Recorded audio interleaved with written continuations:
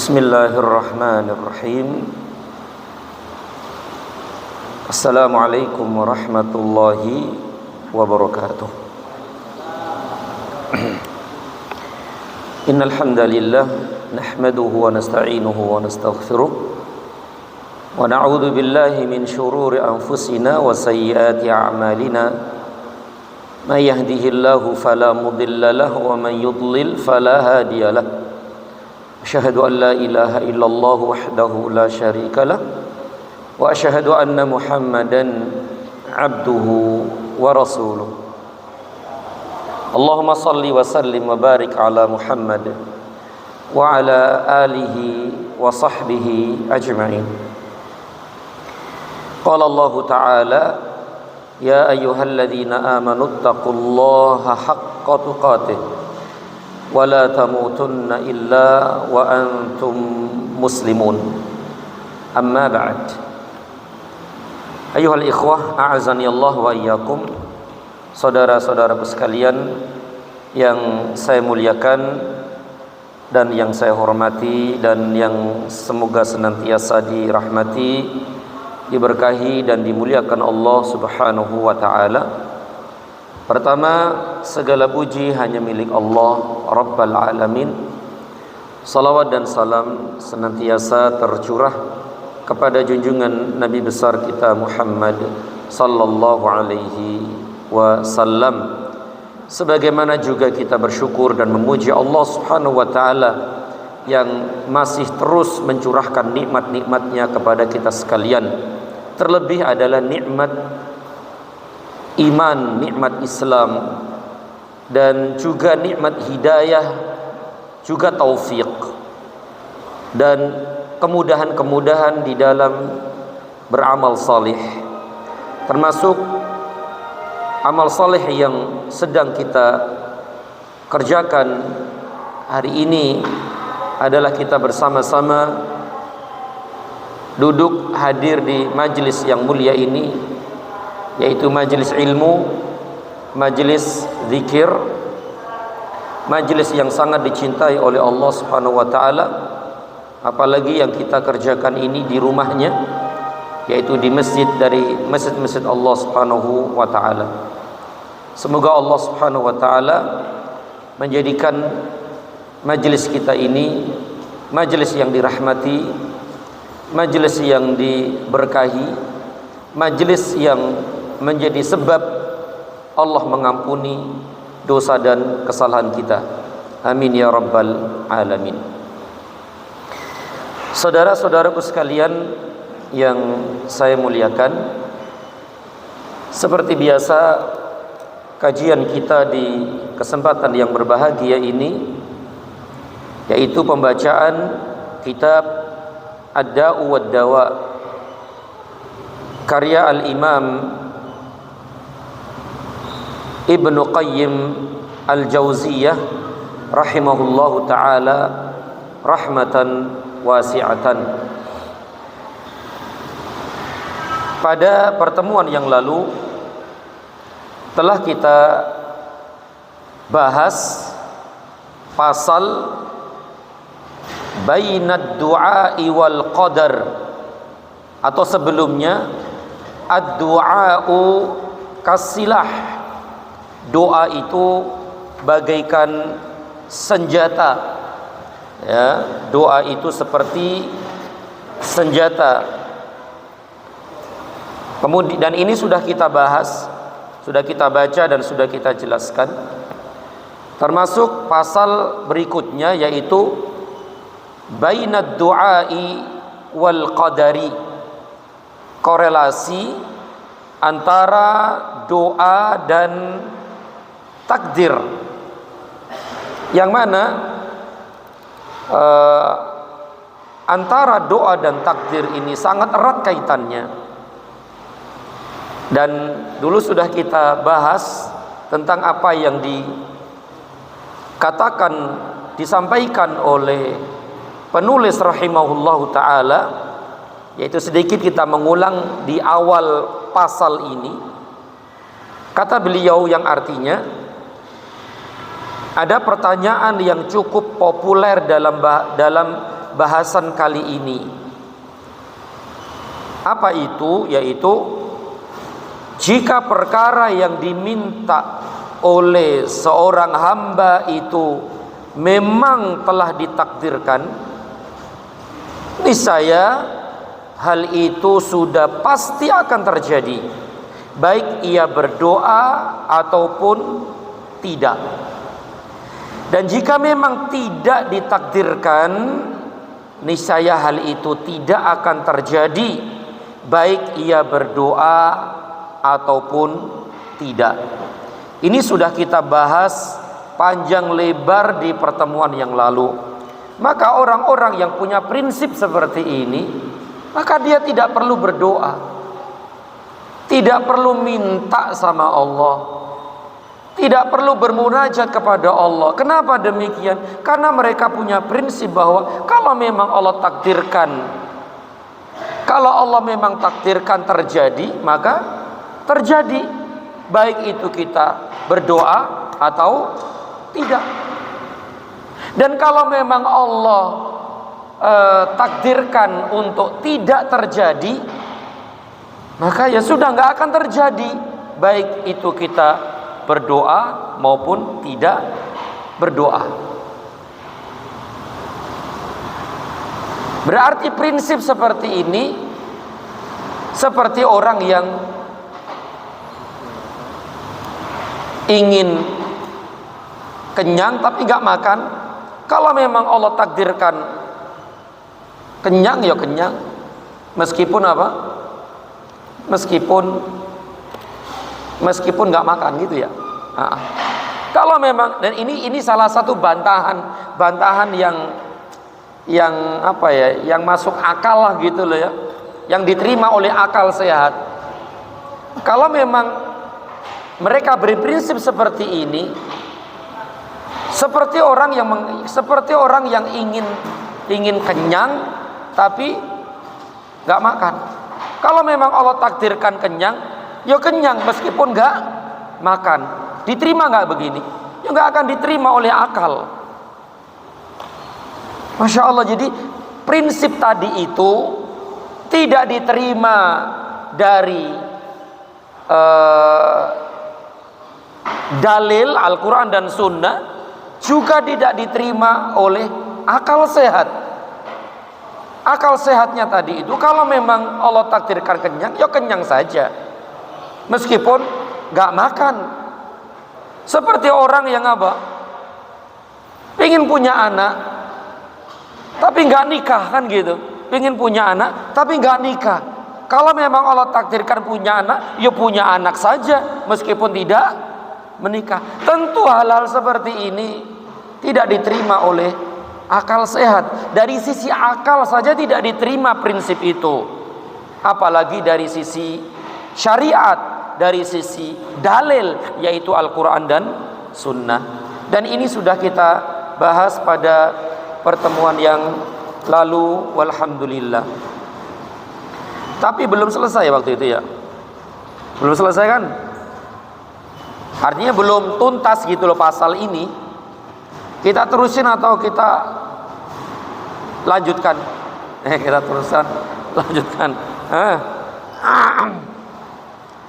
Taib, kita baca lah ya, kita baca. Mudah-mudahan pasal ini selesai di hari ini insyaallah. Kita baca apa yang dibawakan oleh penulis rahimahullah. Setelah penulis rahimahullah ta'ala menyebutkan pernyataan yang cukup populer dalam masalah ini, maka beliau berkata begini, yang artinya, bukankah demikian?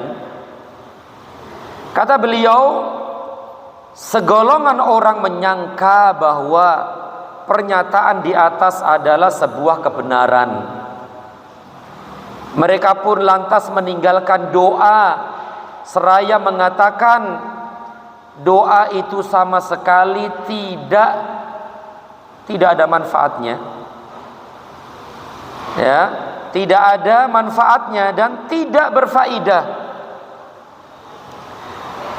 Seiring dengan kedunguan dan kesesatan mereka, sikap demikian sangat kontradiktif. Sesungguhnya konsekuensi dari penerapan pemikiran ini hanya akan meniadakan dan menafikan salah satu bentuk atau keberadaan faktor-faktor penyebab dari sebuah kejadian. Ya, jadi orang seperti ini menafikan sebab,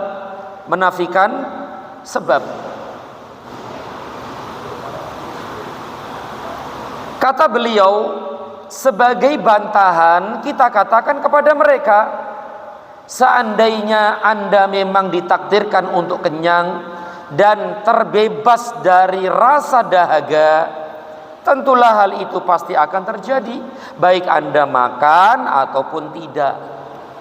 Demikian pula jika memang tidak ditakdirkan untuk kenyang, tentu Anda tidak akan pernah kenyang, baik Anda makan ataupun tidak. Begitu pula keturunan, anak nih.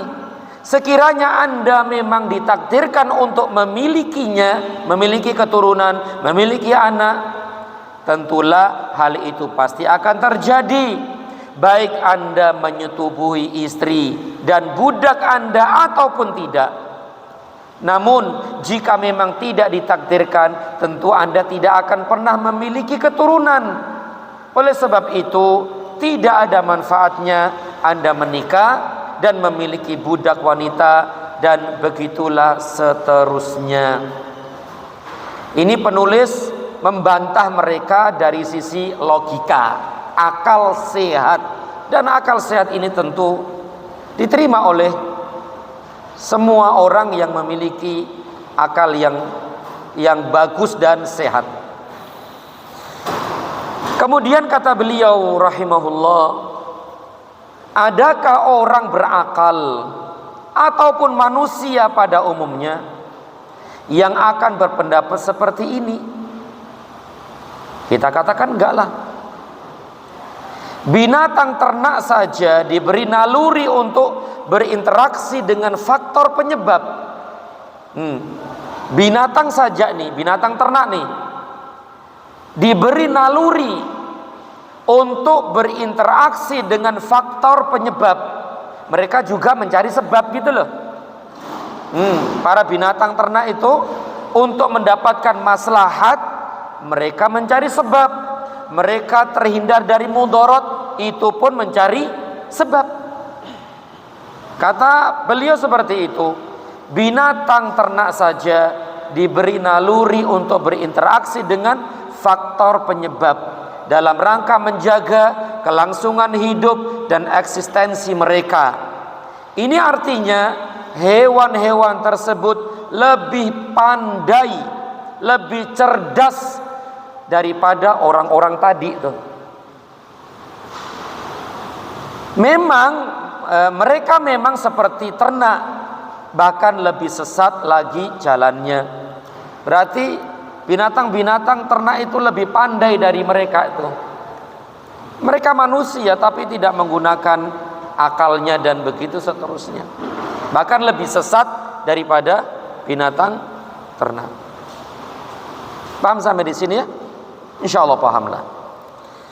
Kemudian kata beliau, di antara mereka ada yang sok pintar dengan menyatakan menyibukkan diri dengan doa termasuk ibadah mahdhah seperti haji, seperti salat haji dan semisalnya, supaya Allah memberikan pahala kepada orang yang berdoa, meskipun doa tersebut sebenarnya tidak mempunyai efek sedikit pun terhadap apa yang diminta. Jadi ini ada apa namanya ya? Ada syubhat lain nih. Kalau sebelumnya sudah jelas, inilah ini. Doa itu hanya sekedar ibadah saja, tidak mempengaruhi kebaikan seseorang. Jadi doa itu sekedar ibadah saja, tidak memiliki pengaruh. Tidak memiliki pengaruh. Hanya doa, hanya apa? Hanya ibadah dapat pahala, dapat ganjaran. Tapi doa itu tidak mempengaruhi. Kalau memang Allah takdirkan punya anak, ya punya anak. Kalau Allah takdirkan kenyang, ya kenyang baik makan maupun tidak. Berarti kan prinsipnya sama dengan yang pertama. Kalau yang pertama nggak punya pengaruh sama sekali. Kalau yang kedua ini hanya sekedar ibadah saja, tidak memiliki pengaruh, baik itu untuk kebaikan maupun kemudaratan seseorang. Kemudian kata beliau, menurut orang yang berlagak pandai tersebut, tidak ada bedanya antara doa dan berdiam diri, baik secara lisan maupun hati, untuk mendapat apa yang diinginkan. Keterkaitan doa dengan tercapainya keinginan seperti itu seperti halnya keterkaitan orang yang diam saja untuk mendapatkannya. Sama saja, tidak ada bedanya. Ini golongan yang kedua nih. Kemudian ada golongan lagi nih yang mereka berpendapat tadi di pasal tadi, korelasi antara doa dan takdir. Kata beliau, ada golongan yang lebih sombong lagi nih. Kalau yang kedua tadi itu sok pinter gitu ya, sok pinter. Kalau yang ketiga ini ada golongan yang lebih sombong lagi ini. Apa kata mereka? Mereka berkata, doa hanya tanda yang Allah berikan sebagai isyarat atas terpenuhinya hal-hal yang diinginkan. Jika Allah memberi taufik kepada seorang hamba untuk berdoa, itu adalah tanda dan isyarat bahwa yang diinginkan telah dipenuhi. Sama seperti halnya jika kita melihat awan hitam di musim penghujan, yang merupakan pertanda turunnya hujan. Berarti yang ketiga ini, doa itu sebagai isyarat saja, tidak ada hubungannya dengan takdir, hanya isyarat. Kalau kita dapat misalnya rezeki, Allah berikan petunjuk, Allah berikan kemudahan kita untuk berdoa. Kalau enggak, ya enggak. Seperti tadi itu awan hitam, itu tanda apa? Hujan. Nah, kata beliau, pendapat ini pendapat orang-orang yang sombong, ya, yang sombong. Masya Allah ya. Kemudian kata beliau, mereka melanjutkan, hal yang sama juga berlaku pada hukum ketaatan dengan pahala, serta hukum kekafiran dan kemaksiatan dengan siksa. Kekafiran dan kemaksiatan hanyalah tanda dari pahala atau siksa, bukan merupakan penyebab keduanya. Begitulah pendapat mereka. Menurut mereka sama sekali tidak ada hubungan sebab akibat dalam peristiwa pecah dan memecahkan, terbakar dan membakar, serta terbunuh dan membunuh. Tidak ada hubungan antara keduanya, melainkan rentetan peristiwa yang biasa, bukan rangkaian sebab dan akibat. Paham akhi? Paham ya insyaallah. Orang nih misalnya nih, orang tadi kenyang misalnya, kenyang. Dia kenyang itu bukan karena makan, bukan. Karena Allah takdirkan dia kenyang. Karena semua ini pendapat-pendapat manusia tadi itu tidak ada hubungannya antara doa dan takdir, nggak ada hubungannya. Kalau Allah takdirkan ini terjadi, ya terjadi, meskipun doa enggak doa. Jadi kita kenyang nih, ini menurut mereka loh ya, menurut mereka nih, kenyang itu bukan karena kita makan, bukan, tapi karena takdir. Berarti gimana ya? Terus makan ini buat apa ini? Jadi kita kenyang ini sudah takdir. Kita makan nggak makan sebenarnya kita kenyang. Nah, kita makan kemudian kenyang. Nah, menurut mereka makan itu bukan sebab. Sebab kita kenyang itu karena takdir. Menurut mereka seperti itu. Diterima nggak sih? Kayak begini juga, orang nih ketabrak nih, tabrak jeger mati. Dia mati bukan karena ketabrak, karena takdir. Seandainya dia nggak ketabrak, memang waktunya mati ya mati di waktu itu. Kalau dia jadi dia mati itu bukan karena ketabrak, tapi karena takdir. Seandainya waktu itu dia nggak ketabrak, mati juga. Diterima nggak? Artinya diterima akal nggak kayak gini? Ya nggak diterima akal. Antum kita nih kerja, dapat kerja. Kita masuk kerja bukan sebab kepintaran kita, bukan karena interview, ujian ini enggak. Karena memang Allah takdirkan kita masuk kerja di situ. Terus berarti mereka itu menafikan sebab. Sebab itu enggak ada. Berarti doa itu juga enggak ada, enggak ngaruh gitu loh. Kayak tadi itu, makan enggak ngaruh sebenarnya. Makan enggak makan ya enggak ngaruh juga. Kalau memang takdirkan kenyang, ya kenyang. Masya Allah. Berarti saya minum. Hilang haus saya. Hilangnya haus saya, ini memang takdir. Bukan karena saya minum tadi itu. Ya Allah, gimana ini? Yuk, pusing kan ya kita. Gimana ini?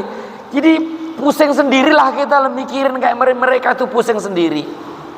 Dan tentu pemahaman seperti ini salah, batil, menyelisihi Al-Quran, menyelisihi sunnah, menyelisihi akal sehat, menyelisihi fitrah yang Allah tetapkan pada setiap manusia.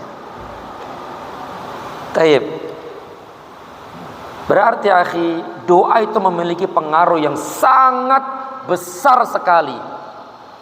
Yang mana mereka mengatakan doa nggak punya pengaruh sama sekali.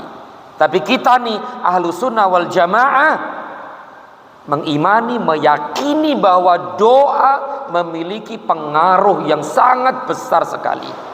Sebagaimana dijelaskan oleh penulis rahimahullah ta'ala di pasal-pasal sebelumnya. Dan kita meyakini bahwa terjadinya segala sesuatu melalui sebab.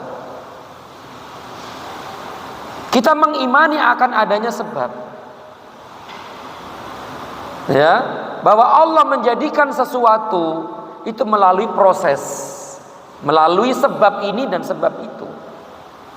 Seperti tadi itu, kita kenyang karena makan, sebabnya adalah makan. Kita punya anak ya karena kita menikah. Orang itu ketabrak, dia itu mati karena ketabrak, ya memang sebabnya karena ketabrak, dan begitu seterusnya. Wallahu a'lam.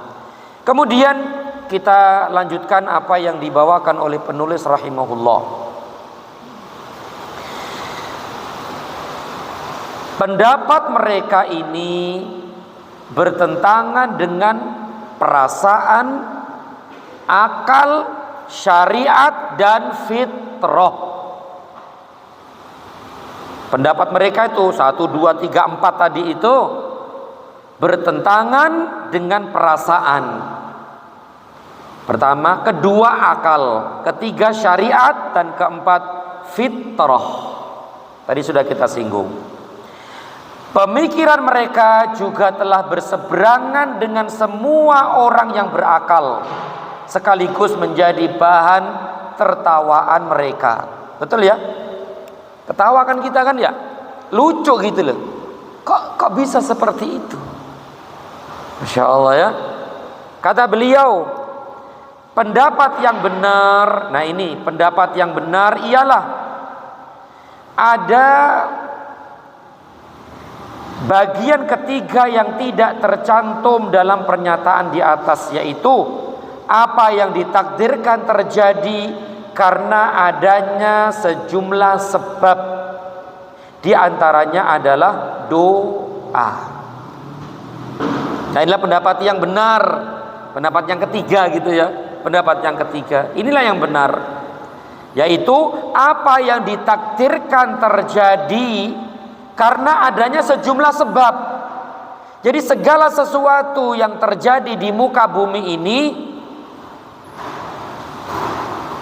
tentu semua adanya sebab, ya, karena adanya sebab, dan di antara sebab adalah doa. Kata beliau, tidak mungkin sesuatu ditakdirkan terjadi begitu saja tanpa adanya sebab. Ia pasti memiliki keterkaitan dengan sebab. Jika seorang hamba mengerjakan sebab, maka terjadilah apa yang ditakdirkan. Begitu pula jika hamba tidak mengerjakannya, maka apa yang ditakdirkan itu tidak terjadi. Ya, kecuali yang ditakdirkan oleh Allah, ya, dan itu pengecualian. Misalnya apa? Api pada asalnya panas enggak? Kalau Allah takdirkan dingin enggak? Sebagaimana terjadi pada kisah siapa itu? Nabi Ibrahim. Ini pengecualian. Tetapi pada asalnya, pada umumnya adalah segala sesuatu itu berjalan juga di atas sebab, takdir dan sebab. Ya, Masya Allah. Kemudian kata beliau, ini sebagaimana ditakdirkannya kenyang karena makan dan minum, keberadaan anak karena persetubuhan, panen hasil pertanian karena menyemai, kematian ternak karena disembelih, dan memasuki surga atau neraka karena amal perbuatan. Demikianlah pendapat yang benar. Namun hal ini tidak disinggung oleh penanya. Tampaknya ia belum mendapatkan taufik untuk memahami perkara ini. Kata beliau, jika demikian, doa merupakan salah satu faktor penyebab yang paling kuat. Ya, doa merupakan salah satu faktor penyebab yang paling kuat. Apabila apa yang diminta dalam doa ditakdirkan terjadi dengan sebab doa tersebut, maka tidak benar jika dikatakan bahwa doa itu tidak ada faedahnya. Sebagaimana apabila dikatakan bahwa tidak ada faedah dari makan, minum, serta segala bentuk aktivitas dan perbuatan. Tidak ada sebab yang lebih bermanfaat selain doa, dan tidak ada cara yang lebih cepat untuk mendapatkan apa yang diinginkan melebihi doa. Maka yakinlah akhi fillah bahwa sebab terbesar kebaikan kita di dunia ini adalah doa. Jangan remehkan doa. Jangan anggap kecil, jangan anggap remeh doa itu, karena doa itu memiliki pengaruh yang sangat besar. Maka jangan malas berdoa gitu loh. Jangan malas minta sama Allah. Semakin kita ini minta sama Allah, semakin banyak kita berdoa kepada Allah, Allah akan semakin cinta dan sayang kepada kita. Dan semakin Allah mengabulkan apa-apa yang kita doakan dan kita minta. Kemudian penulis rahimahullahu ta'ala membawakan dalil-dalil sebagai bukti bahwa doa itu memiliki pengaruh,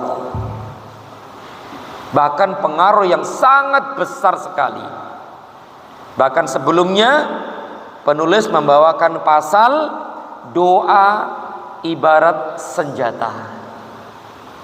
Tergantung nih senjata kita pakai apa enggak. Kalau enggak pakai ya enggak akan berfungsi dengan baik. Tapi kalau kita pakai nih senjata dan kita tahu kegunaan senjata itu, maka senjata itu akan memberikan manfaat yang besar. Begitu juga doa. Nah, di sini beliau berkata rahimahullah, para sahabatlah yang paling mengenal Allah dan Rasulnya serta paling memahami ajaran agamanya dari kalangan umat ini. Betul. Oleh sebab itu mereka adalah orang yang paling baik dalam berdoa dan teguh dalam melaksanakan syariat-syariat maupun adab-adabnya dibandingkan dengan selain mereka. Betul akhi, Masya Allah. Para sahabat adalah orang yang paling mengenal Allah dan yang paling mengenal Rasulullah SAW. Meskipun demikian mereka tetap berdoa dan memohon minta kepada Allah Subhanahu wa taala. Dan mereka adalah orang-orang yang paling paham tentang syariat. Ya, yang paling memahami ajaran syariat Islam. Tapi mereka terus berdoa. Setiap hari mereka berdoa. Padahal mereka seperti itu. Manusia-manusia terbaik, generasi terbaik dari umat ini. Mereka berdoa, tetap mereka berdoa. Kata beliau, dulu Umar bin Al-Khattab memohon pertolongan atas musuhnya dengan doa. Umar nih ya, Umar, sahabat yang mulia, memohon, berdoa, meminta pertolongan kepada Allah atas musuhnya dengan doa. Bahkan ia menganggap doa sebagai tentara yang terhebat.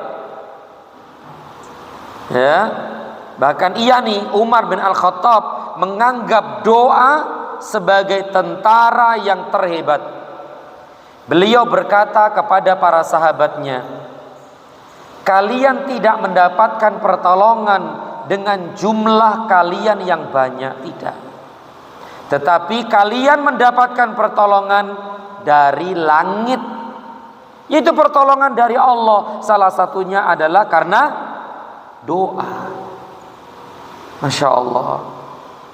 Umar juga pernah berkata, sesungguhnya yang paling aku pentingkan bukan pengabulan, tetapi doa atau permohonan itu sendiri. Apabila kalian berdoa, maka pengabulan akan ada bersamanya. Seorang penyair mengambil makna ini lalu menyusunnya dalam bentuk bait syair. Ia berkata, laulam turid naila ma arju wa atlubuhu min judi kaffaika ma awwattani at-talaba. Jika engkau tidak ingin aku mendapatkan apa yang kuinginkan dari kemurahan kedua tanganmu, maka engkau tidak membiasakanku untuk meminta. Ya, Masya Allah. Maka engkau tidak membiasakanku untuk meminta. Ini syair diambil dari perkataan siapa tadi? Umar bin Al-Khattab. Sesungguhnya yang aku pentingkan bukan pengabulan. Gak masalah dikabulkan atau tidak, yang penting doa gitu loh. Yang penting doa. Ya, sesungguhnya yang aku pentingkan bukan pengabulan doa itu, tetapi doa atau permohonan itu sendiri. Jadi yang aku pentingkan adalah doa itu sendiri. Dikabulkan gak dikabulkan gak masalah, yang penting doa. Kata beliau, apabila kalian berdoa, maka pengabulan akan ada bersamanya. Masya Allah ya. Jadi para sahabat pun berdoa, padahal mereka adalah orang generasi terbaik dari umat ini. Mereka adalah orang yang paling mengenal Allah, yang paling mengenal Rasulullah, yang paling paham tentang syariat Islam. Mereka tidak meninggalkan doa, mereka tidak meninggalkan sebab. Masya Allah ya. Kemudian penulis membawakan beberapa dalil dari Al-Quran, bahwa beliau berkata, barang siapa yang diberi ilham untuk berdoa, maka sesungguhnya Allah hendak mengabulkan permohonannya. Jadi akhi fillah, doa itu sebenarnya karunia dari Allah. Doa itu adalah anugerah dari Allah, nikmat dari Allah. Artinya, kalau kita semangat berdoa, sebenarnya Allah telah berikan hidayah dan taufik, nikmat karunia yang besar dari Allah Subhanahu wa taala. Berarti kalau ada orang yang malas berdoa, berarti dia tidak diberikan hidayah dan taufik untuk berdoa. Berarti kalau Allah berikan hidayah, taufik, nikmat, anugerah berupa doa, maka tanda orang itu diberikan kebaikan oleh Allah Subhanahu wa taala. Berarti akhi, kita semangat berdoa dan terus berdoa itu adalah anugerah dari Allah, nikmat dan karunia dari Allah. Berarti kalau ada orang yang tidak mau berdoa, sebenarnya dia tidak diberikan anugerah nikmat doa. Sebagaimana kita akhi, sebagaimana kita selalu bertaubat kepada Allah, itu adalah anugerah dari Allah, karunia dan nikmat dari Allah, kita selalu bertaubat kepadanya. Berarti kalau ada orang yang tidak bertaubat kepada Allah, berarti Allah tidak memberikan nikmat taubat kepada dia. Maka akhi, ketika kita selalu bertaubat kepada Allah, berarti sebenarnya Allah memberikan anugerah dan karunia kepada kita, sebagaimana doa tadi itu. Masya Allah, ada akhi orang yang malas berdoa. Betul. Ada yang tidak mau berdoa, ada yang malas dan enggan berdoa. Berarti dia tidak mendapatkan nikmat dari Allah doa itu. Kalau kita diberikan semangat untuk berdoa, berarti Allah berikan nikmat anugerah doa itu sendiri. Maka bersyukur kepada Allah ketika kita dimudahkan untuk berdoa. Kenapa? Karena itu nikmat dari Allah Subhanahu wa taala. Dan itu tanda kebaikan dan tanda bahwa Allah mengijabah apa-apa yang kita inginkan. Allah berfirman, "Ud'uni astajib lakum." Berdoalah kepadaku, niscaya akan aku perkenankan bagimu. Begitu juga firman Allah dalam surat Al-Baqarah ayat 186. Wa idza sa'alaka ibadi anni fa inni qarib ujibu da'watad da'i idza da'an. Dan apabila hamba-hambaku bertanya kepadamu, wahai Muhammad, tentang aku, maka sesungguhnya aku dekat.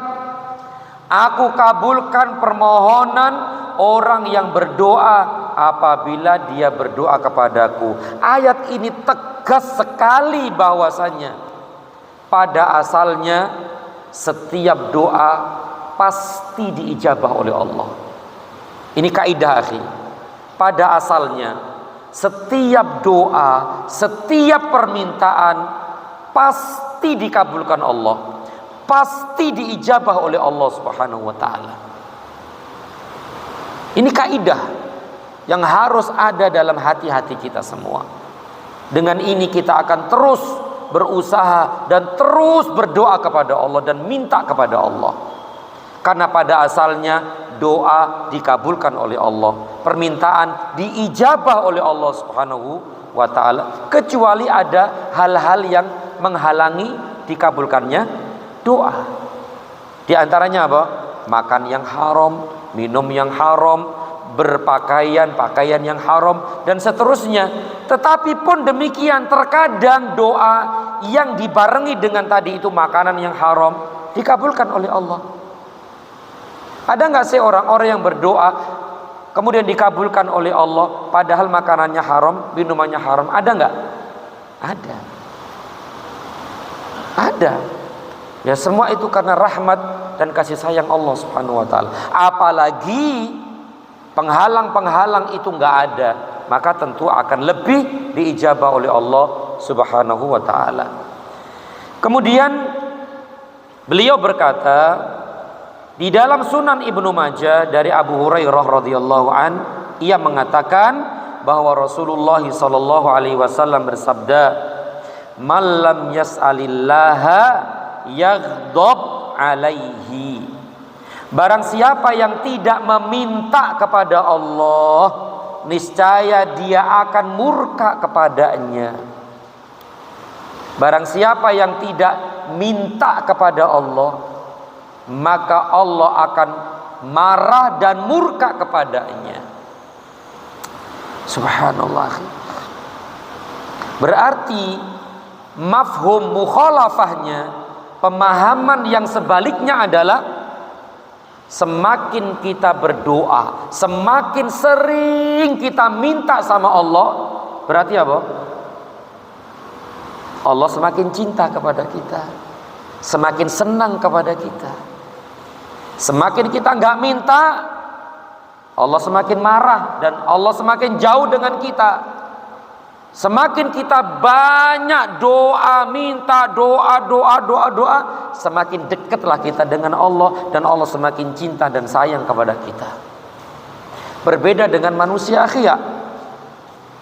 Semakin kita tidak minta kepada manusia, apa yang terjadi? Manusia semakin apa? Seneng nggak? Seneng. Betul. Berarti kalau kita sering minta sama orang, orang semakin marah, marah sama kita. Beda dengan Allah, beda dengan Allah Azza wa Jalla. Semakin orang itu tidak minta sama Allah, Allah murka. Semakin sering minta, Allah senang. Beda kan ya? Beda lah. Masya Allah. Maka jika kita ingin disenangi manusia, apabila kita ingin dicintai oleh manusia, jangan minta sama manusia.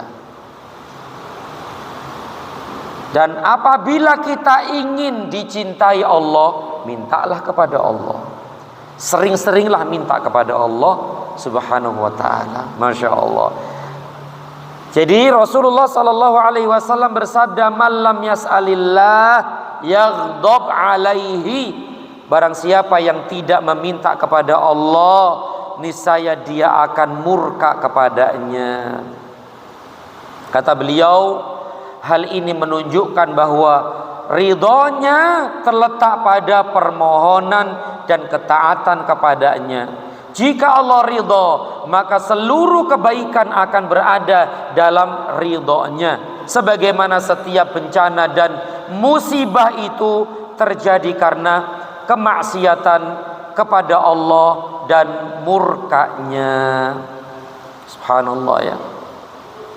Setiap musibah, bencana itu juga karena kemaksiatan dan kedurhakaan kepada Allah Subhanahu wa ta'ala. Kata beliau rahimahullah, Imam Ahmad menyebutkan sebuah athar dalam kitab Az-Zuhd. Aku adalah Allah. Tidak ada ilah yang berhak diibadahi selain aku. Jika aku ridho, pasti aku memberkahi. Dan keberkahanku tidaklah ada batasnya. Jika aku murka, niscaya aku akan melaknat, dan bahwa laknatku sampai keturunan yang ketujuh. Kemudian kata beliau rahimahullah, baik akal, nas syariat, fitrah maupun pengalaman umat-umat terdahulu dengan perbedaan jenis agama dan keyakinan mereka, semuanya telah menunjukkan bahwa mendekatkan diri kepada Rabb semesta alam, mencari ridhonya dan berbuat baik kepada makhluk merupakan penyebab utama yang akan mendatangkan semua kebaikan. Betul ya? Ya, sah. Sementara kebalikan dari semua hal ini merupakan penyebab terbesar yang akan mendatangkan segala keburukan. Tidak ada yang dapat mendatangkan nikmat Allah dan menolak murkanya, seperti halnya menghadirkan ketaatan dan mendekatkan diri kepadanya serta berbuat baik kepada makhluknya. Dan itu sahih dan itu betul.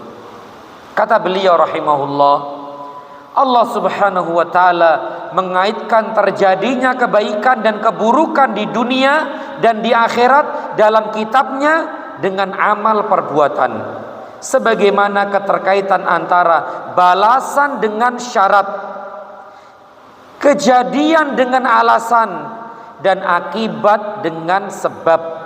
Hal ini dapat dijumpai pada lebih dari 1000 tempat di dalam Al-Quran.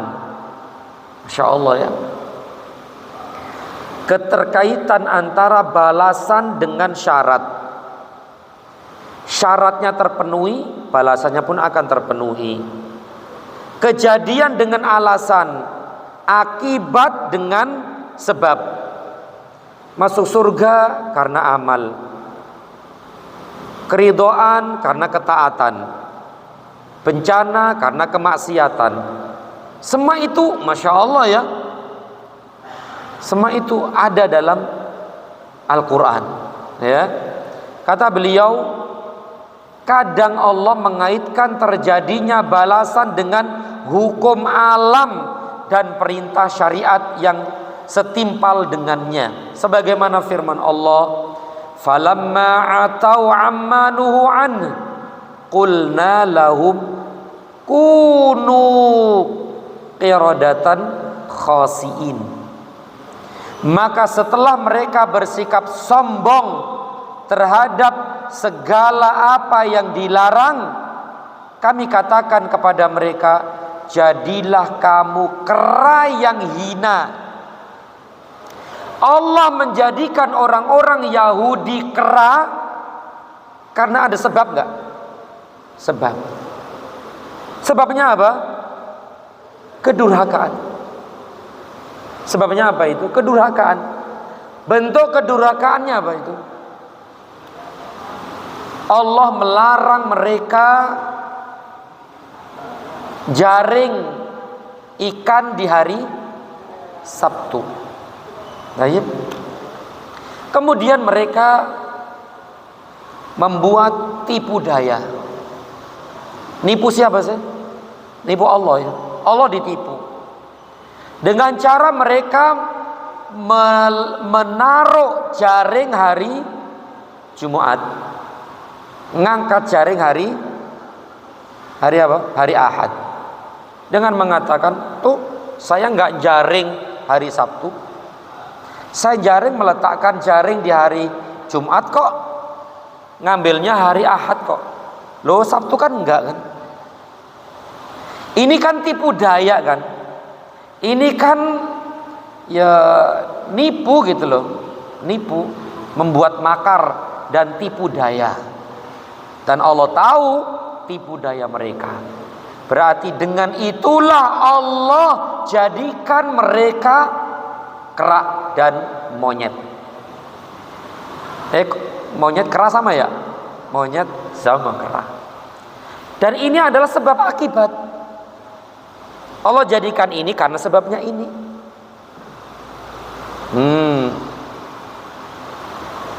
Balasannya ini karena ada ini, ya kan begitu. Sebab akibat. Masya Allah. Nah, ini orang-orang Yahudi kan ya, orang-orang Yahudi. Monyet bener nggak sih? Kerak bener nggak sih? Bener. Apa mukanya aja gitu?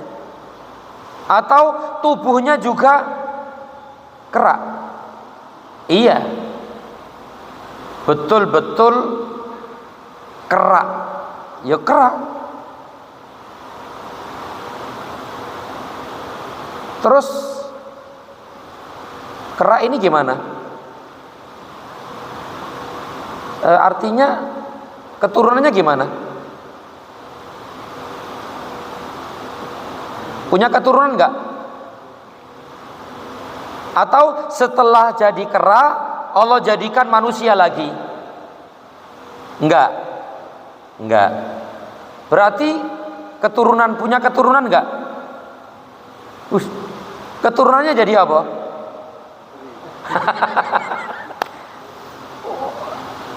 Wallahu a'lam bishawab. Dijelaskan oleh para ulama rahimahumullah, memang Allah jadikan mereka itu kera-kera yang hina.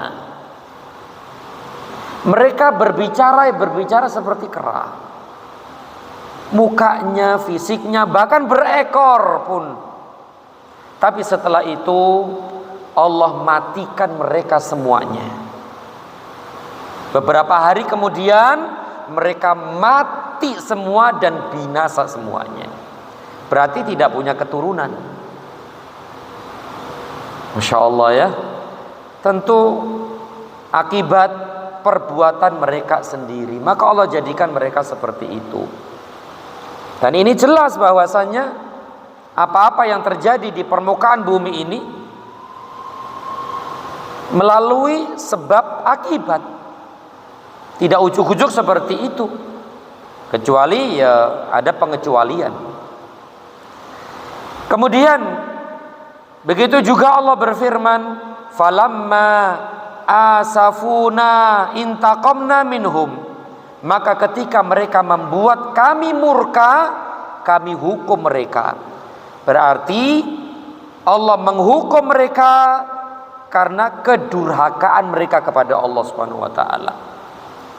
Berarti terjadinya gempa, terjadinya longsor, terjadinya tsunami dan seterusnya, itu semua adalah karena perbuatan manusia, akibat perbuatan manusia. Tidak mungkin ujuk-ujuk seperti itu, tidak mungkin. Masya Allah. Kemudian penulis juga membawakan firman Allah, wasariqu wasariqatu faqta'u aydiyahuma jazaa'an bima kasaba.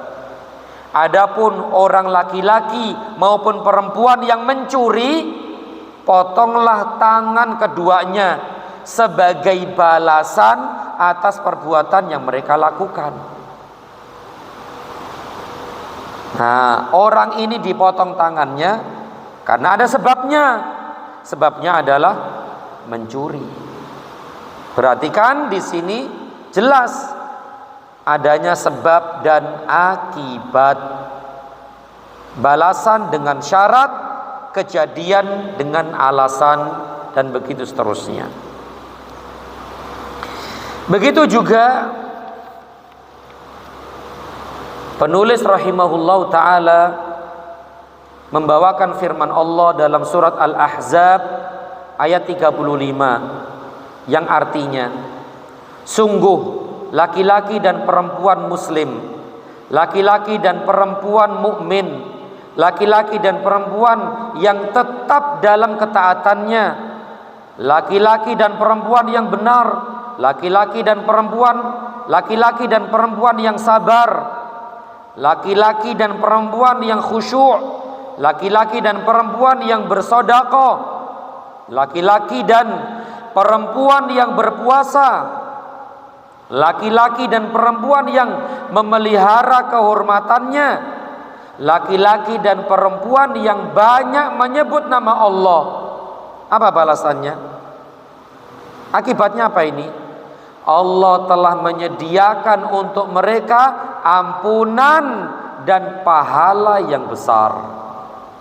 Berarti Allah berikan ampunan dan pahala yang besar kepada mereka karena akibat perbuatan mereka sendiri. Apa perbuatannya? Tadi beriman, melakukan ketaatan, sabar, khusyuk dan seterusnya. Berarti ini sebab akibat. Kata beliau, ayat yang semisal dengan apa yang disebutkan di atas jumlahnya sangat banyak. Kemudian kata beliau rahimahullah, terkadang pula Allah mengaitkannya dengan pola kalimat syarat dan balasan. Seperti firman-Nya, in tattaqullaha yaj'al lakum furqana wa yukaffir 'ankum sayyi'atikum wa yaghfir lakum. Jika kamu bertakwa kepada Allah, niscaya Dia akan memberikan furqan, yaitu kemampuan membedakan antara yang hak dan batil kepadamu, dan menghapus segala kesalahanmu dan mengampuni dosa-dosamu, dan begitu seterusnya. Cukup panjang apa yang disampaikan oleh penulis rahimahullahu ta'ala, ya. Jadi sebenarnya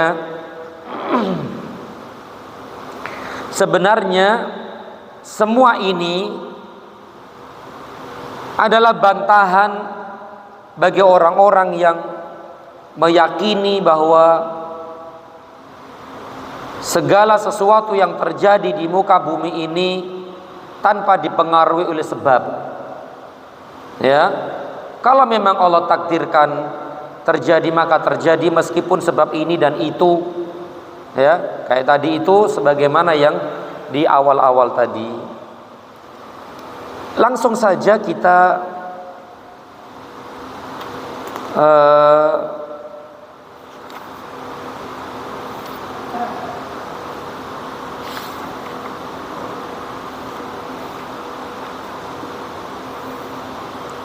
halaman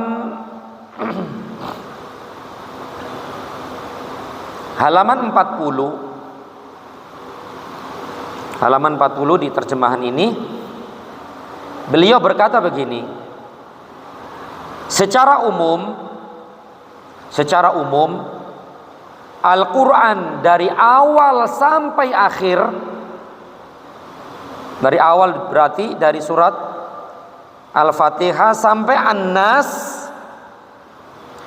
mengaitkan secara jelas antara susunan ganjaran kebaikan dan keburukan, serta hukum alam dan hukum syar'i dengan sebab. Bahkan dijelaskan pula hubungan antara hukum di dunia dan di akhirat, serta berbagai maslahat dan kerusakannya dengan amalan dan sebab. Jelas di sini insyaallah. Barang siapa yang memahami masalah ini dan mencermatinya dengan seksama, niscaya ia akan mendapatkan manfaat yang tiada terkira. Namun orang yang hanya sekedar menyandarkan diri kepada takdir karena kebodohan, kelemahan, kelalaian dan kealpaan dirinya, maka tawakalnya ini hanyalah merupakan kelemahan, dan kelemahannya berubah menjadi tawakal. Orang faqih atau berilmu yang sesungguhnya adalah orang yang menolak, menampik dan melawan takdir dengan takdir pula. Bahkan manusia tidak mungkin dapat bertahan hidup melainkan dengan melakukan hal ini.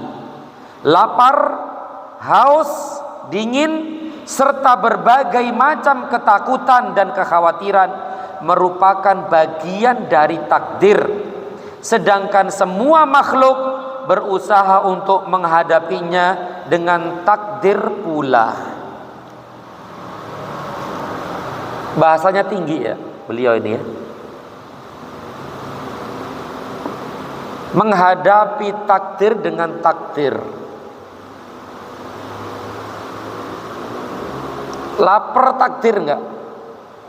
Kita lawan takdir itu dengan takdir pula, dengan cara apa? Ya manganlah. Ini orang yang berakal nih, orang yang berakal.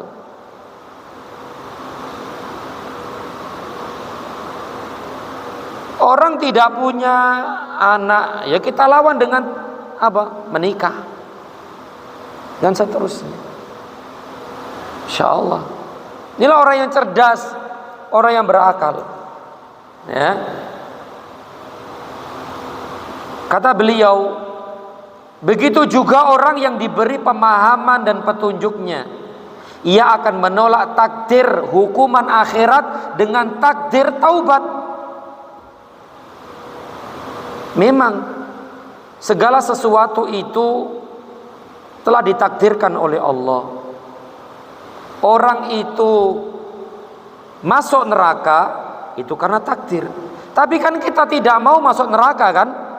Kita nggak mau dengan masuk neraka. Maka kita lawan itu dengan taubat kepada Allah. Bertaubat kepada Allah dan banyak beramal salih. Dengan itulah kita akan selamat dari neraka. Ini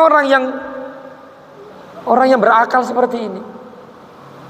Kata beliau, ia akan menolak takdir hukuman akhirat dengan takdir taubat, iman dan amal soleh. Hal ini setara dengan takdir yang ditakuti di dunia serta kebalikannya. Bahwasanya orang yang mencuri takdirnya adalah potong tangan.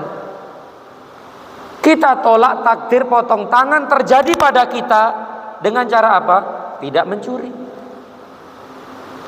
Ini kan ya Allah, ya diterima oleh akal kan? Diterima oleh akal. Kalau kita ingin bahagia, ya mencari sebab-sebab kebahagiaan. Kalau tidak mencari sebab-sebab kebahagiaan, berarti kita akan sengsara. Dan itu salah kita sendiri. Dan itu semua sudah takdir Allah Azza wa Jalla.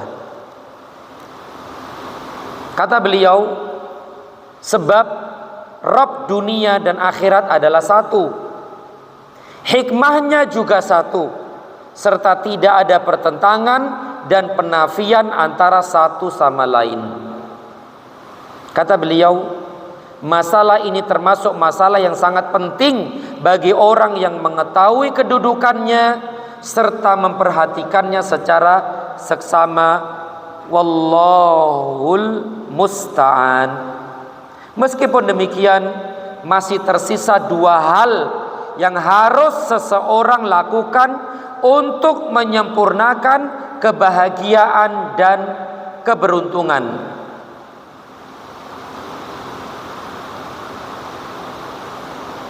Satu hal akan kita baca. Yang pertama akan kita baca sekarang, dan yang kedua pertemuan yang akan datang insyaallah. Saya ulangi, meskipun demikian masih tersisa dua hal penting bagi orang yang mengetahui meskipun demikian masih tersisa dua hal yang harus seseorang lakukan untuk menyempurnakan kebahagiaan dan keberuntungannya. Yang pertama, dia seharusnya mengetahui rincian sebab-sebab terjadinya keburukan dan kebaikan. Selain itu, seseorang meski memiliki basirah, pengetahuan dalam hal tersebut menurut apa yang disaksikannya dari alam, pengalaman pribadinya dan orang lain, serta berita umat-umat terdahulu dan sekarang yang pernah ia dengar. Hal penting bermanfaat dalam hal ini adalah tadabbur Al-Quran. Sungguh Al-Quran memberikan pemaparan yang sempurna. Di dalamnya disebutkan sebab terjadinya kebaikan dan keburukan secara terperinci. Selanjutnya adalah mempelajari as-sunnah, yang tidak lain adalah saudara kandung Al-Quran, sekaligus wahyu kedua. Barang siapa yang memusatkan perhatian kepada keduanya, niscaya akan tercukupi, tidak membutuhkan yang lain. Al-Quran dan As-Sunnah akan memperlihatkan kepadamu segala bentuk keburukan dan kebaikan, beserta sebab-sebab terjadinya, hingga seolah-olah kita menyaksikannya dengan mata kepala sendiri. Setelah itu, jika Anda memperhatikan kabar umat-umat yang ada serta balasan Allah terhadap orang yang taat atau orang yang bermaksiat kepadanya, niscaya ia cocok dengan apa yang Anda ketahui dari Al-Quran dan Sunnah. Serta Anda lihat dengan terperinci di dalam berita dan janji Allah. Semua ini menunjukkan kepadamu bahwa Al-Quran itu benar, Rasul itu benar, Allah pasti menepati janjinya, dan sejarah hanyalah rincian dari bagian-bagian yang dikenalkan oleh Allah dan Rasulnya kepada kita tentang sebab-sebab universal terjadinya kebaikan dan keburukan. Berarti untuk menambah kebaikan kita di dunia dan di akhirat adalah dengan membaca, memperhatikan, merenungkan, mentadaburi wahyu Allah Subhanahu wa taala, yaitu Al-Qur'an dan Sunnah. Yang mana di dalam Al-Qur'an dan di dalam Al-Qur'an dan Sunnah disebutkan banyak sekali contoh-contoh, banyak sekali kisah-kisah bagaimana orang melakukan perbuatan ini, akibatnya adalah ini. Orang yang melakukan kebaikan, maka balasannya adalah kebaikan. Orang melakukan keburukan, balasannya adalah keburukan. Dan ini adalah contoh, ini adalah permisalan, sehingga kita bisa mengambil faidah dan hikmah dari berita-berita tersebut, cerita-cerita tersebut. Bagaimana Allah menghukum orang-orang yang durhaka kepada Allah. Allah menghancurkan mereka, Allah membinasakan mereka, Allah melaknat mereka, Allah mengutuk mereka, Allah matikan mereka karena perbuatan-perbuatan mereka sendiri. Dan Allah berikan pertolongan, Allah bela, Allah tolong mereka karena perbuatan mereka, karena kebaikan-kebaikan mereka. Nah, ini semua menjadi ibrah, menjadi pelajaran besar bagi kita, agar kita hidup bahagia di dunia dan di akhirat. Ya, dengan cara tadi mentadaburi Al-Quran dan Sunnah Nabi Sallallahu Alaihi Wasallam. Inilah sebagai pelengkap, ya, sebagai pelengkap, sebagai penyempurna kebahagiaan dan keberuntungan kita di dunia dan di akhirat, yaitu dengan cara mentadaburi Al-Quran dan Sunnah, khususnya berita-berita, kisah-kisah yang terjadi pada umat-umat sebelumnya. Ya, bagaimana Allah hancurkan mereka dan seterusnya. Dan insyaallah ta'ala pada pertemuan yang akan datang akan kita bahas tentang kesalahan-kesalahan persepsi dalam doa. Ini masalah yang sangat menarik sekali, yang mana banyak dari kaum muslimin terjebak dalam masalah ini. Satu contoh saja nih, sebelum nanti akan dirinci. Dia terus berbuat dosa, melakukan ini, melakukan itu, dengan meyakini bahwa Allah kan Maha Pengampun. Allah Maha Pengampun kok. Allah pasti mengampuni saya lah. Gak mungkinlah Allah mengadab saya. Nah, ini masalah penting sekali yang sering kita jumpai di masyarakat kita. Mereka terus berbuat dosa, berbuat maksiat dengan anggapan Allah kan Maha Pengampun, pasti Allah akan ampuni saya lah. Gak mungkin Allah akan adab saya. Dan begitu seterusnya, wallahu alam. Dan masalah ini akan kita bahas pada pertemuan yang akan datang. Maka kali ini tadi saya baca semuanya karena panjang ya, panjang sekali. Kalau dibaca Arabnya kemudian terjemah lama sekali kan. Tapi insya Allah secara umum paham insya Allah ya, paham insya Allah. Tapi demikian, semoga yang sedikit ini bermanfaat dan lebih kurang mohon maaf. Wassallallahu ala Muhammad wa ala alihi wa sahbihi wa sallam. Subhanakallahumma wa bihamdika asyhadu an la ilaha illa anta astaghfiruka wa atubu ilaik. Wassalamualaikum warahmatullahi wabarakatuh.